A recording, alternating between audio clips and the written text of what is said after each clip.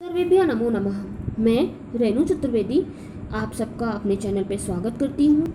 आज मैं आपके सामने उपस्थित हूँ क्लास 8 का रुचिरा का प्रथमा पाठा लेकर, जिसका नाम है सुभाषितानी। सुभाषितानी का अर्थ है सुंदर वचन। सु का अर्थ है सुंदर और भाषित का अर्थ है वचन। तो सुंदर वचन में इसमें बहुत सारे अच्छी कहना चाहिए पाठों का, प्रस्तुत पाठ में अच्छी चीज़ों का संकलन किया गया है। रोचक श्लोकों को संग्रहित किया गया है। शिशुपाल वधम, पंचतंत्र, नीति शतकम, मनुस्मृति, इससे कुछ श्लोकों को संग्रहित करके उन्हें हमें बताया गया है कि हमें इनसे क्या सीख लेनी चाहिए। सुभाषितानी सुंदर वचन होते हैं ना, तो इनसे हम क्या सीखेंगे, आइए देखते हैं। गुणा गुणेषु गुणा भवन्ति। जो गुण होते हैं वो निर्गुण व्यक्तियों में जाकर दोष बन जाते हैं। गुण जो होते हैं वो गुणी व्यक्तियों में हैं, तब तक तो गुण है, लेकिन निर्गुण व्यक्ति के साथ मिलकर जाकर वो दोष बदल जाते हैं। जैसे कि नदियाँ, स्वादिष्ट जल प्रदान करने वाली नदियाँ, जिनका जल बहुत ही स्वादिष्ट होता है। सुस्वाद तो यह प्रभुवंती नद्याः। स्वादिष्ट जल प्रदान करने वाली नदियाँ जब पर्वत से होकर निकलती हैं और समुद्र तक पहुंचती हैं, समुद्र में मिलकर वो ना पीने योग्य जल प्रदान करने लगती हैं, अर्थात जो उनके गुण हैं वो दोष में बदल जाते हैं। इसी प्रकार अब हम दूसरा देखते हैं। साहित्य संगीत कला विहीना, अर्थात साहित्य से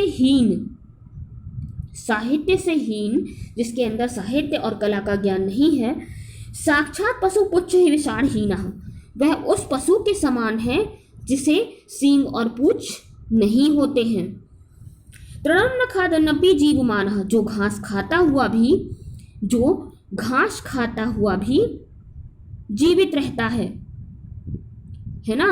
किंतु वह जो इंसान है वो उस पशु के समान है जो घास खाता है। तो इसमें उस इंसान का क्या है, परम सौभाग्य है। वो अपने आप को बहुत सौभाग्यशाली समझता है, किंतु उसके अंदर तो साहित्य और कला का ज्ञान ही नहीं है।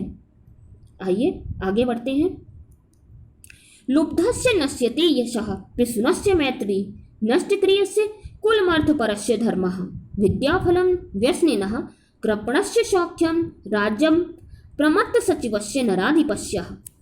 लालची इंसान का यश, लुब्धस्य नश्यति यशः, जो लालची इंसान होता है उसकी यश कीर्ति है ना, और चुगलखोर पिशुनस्य मैत्री, चुगलखोर की दोस्ती। कर्महीन का कुल मर्थ परस्य धर्मः, कर्महीन का कुल धन को अधिक महत्व देने का धर्म। विद्याफलम व्यसनिनः कृपणस्य सौख्यम, अधिक महत्व, जो धन को अधिक महत्व देने वाले का धर्म। बुरी आदतों वाले की विद्या का फल, और कंजूस का सुख, और आलसी मंत्री सहित राज्यम प्रमत्त सचिवस्य नराधिपस्य, आलसी मंत्री सहित राजा का राज्य नष्ट हो जाता है। अर्थात लालची व्यक्ति का यश और चुगलखोर की दोस्ती, चुगलखोर से अगर दोस्ती की जाए तो उसकी दोस्ती क्या होती है, नष्ट हो जाती है। कर्महीन का कुल और धन को अधिक महत्व देने वाले का धर्म। बुरी आदतों वाले का, जो बुरी आदतों वाले होते हैं, विद्याफलम व्यसनिनः, उनका विद्या का फल नष्ट हो जाता है। और कृपणस्य सौख्यम, कंजूस का सुख, और आलसी मंत्री का, जिस राजा का मंत्री आलसी होता है उसका राज्य नष्ट हो जाता है। आइए चौथा देखते हैं।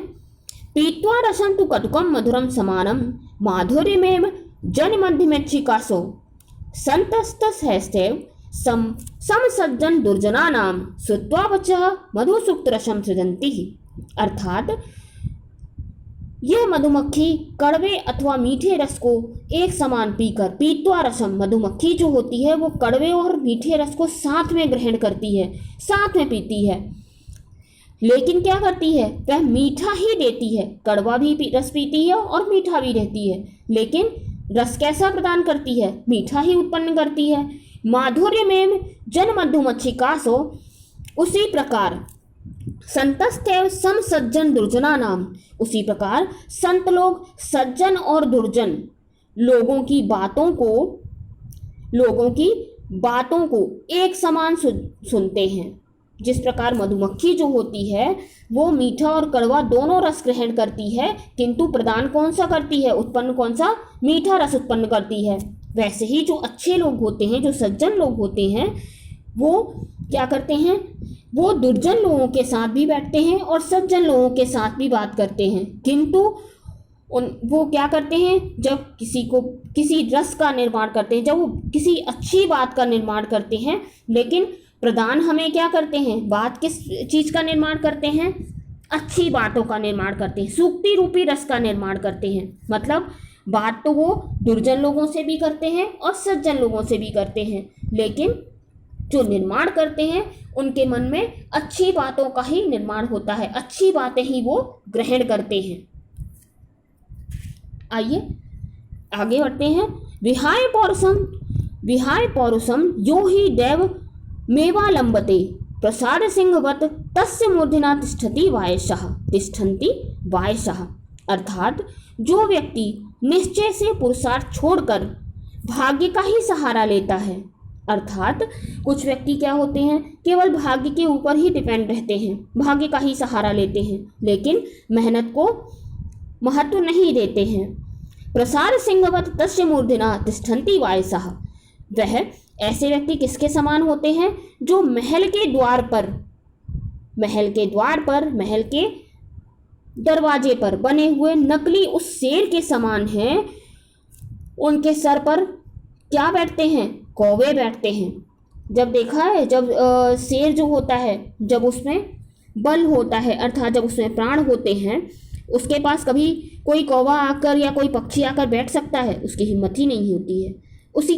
उसी प्रकार जो पौरुषकारी व्यक्ति होते हैं, जो कैसे व्यक्ति होते हैं, जो मेहनत को ही अपना भाग्य समझते हैं, तो ऐसे व्यक्ति तो ठीक हैं, किंतु जो क्या करते हैं, आलस का सहारा लेते हैं, जो मेहनत नहीं करना चाहते हैं, भाग्य पर डिपेंड हो जाते हैं, तो ऐसे व्यक्ति उस शेर के समान हैं जो कि महल के द्वार पर एक मूर्ति के समान बैठा रहता है, जिस पर कि कौवे आकर बैठते हैं। पुष्पपत्र फल छाया मूल वल्ल कल दारु भी धन्या महिरूहावेशाम विमुखम यान्ति न्यार्थिनः। अर्थात फूल, पत्ते, फल, छाया। पुष्प यानी फूल, पत्र यानी पत्ते, फल यानी फल, छाया यानी फल पेड़ की छाया, छाल यानी पेड़ की छाल भी, मूल कर दारू भी, लकड़ियों से के कारण, लकड़ियां जो होती हैं वो भी वृक्ष धन्य होते हैं। अर्थात इस श्लोक में वृक्ष को धन्य कहा गया है, क्योंकि कहीं कुछ ना कुछ, जब भी हम वृक्ष के पास जाते हैं, किसी पेड़ के पास जाते हैं, वृक्ष के पास जाने पर हमें उससे कुछ ना कुछ जरूर मिलेगा। या तो वो फूल ही दे देगा, कुछ नहीं तो फल ही दे देगा, उसकी छाल ही किसी काम आ जाएगी। अर्थात उसके पास जाने पर वो किसी न किसी रूप में कुछ ना कुछ प्रदान जरूर करेगा, उससे हमें कुछ ना कुछ प्राप्त जरूर होगा। धन्या महिरूहा येषां विमुखम यान्ति नार्थिनः। अर्थात जिनसे मांगने वाले कभी विमुख निराश नहीं होते। वृक्ष के पास जाने पर उससे जो भी मांगा जाए उसे मिल ही जाता है। अर्थात वृक्ष किसी भी व्यक्ति को कभी निराश नहीं करते। वृक्ष के पास जाने पर आपको उससे कुछ ना कुछ जरूर मिलेगा, फूल, फल, उसकी छाल या छाया ही। अर्थात वृक्ष को बहुत ही श्रेष्ठ कहा गया है। उसके पास जाने पर किसी को भी निराशा नहीं मिलती है। आगे बढ़ते हैं। चिंतनीया ही विपदाम आदावेव प्रतिक्रिया न कोप खन्नम युक्तम प्रदीप्ते वहिना ग्रहे। अर्थात देखिएगा,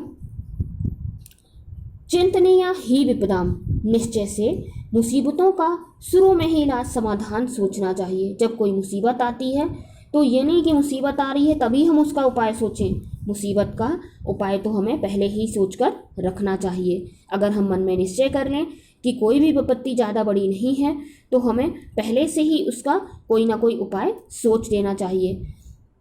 अर्थात आगे देखते हैं। आग से घर के जलने पर न कूप खन्नम युक्तम प्रदीप्ते वहिना ग्रहे। ऐसा संभव नहीं है कि जब आग लगे तभी हम कुआं खोदें। अर्थात विपत्ति का कोई ना कोई उपाय पहले ही सोचकर रखना चाहिए, विपत्ति का समाधान सोचना चाहिए, बल्कि ऐसा नहीं करना चाहिए कि घर पे आग लगे तभी हम कुएं को खोदें। उम्मीद है आपने इसके अनुवाद को, पाठ्य के अनुवाद को अच्छे से समझा होगा।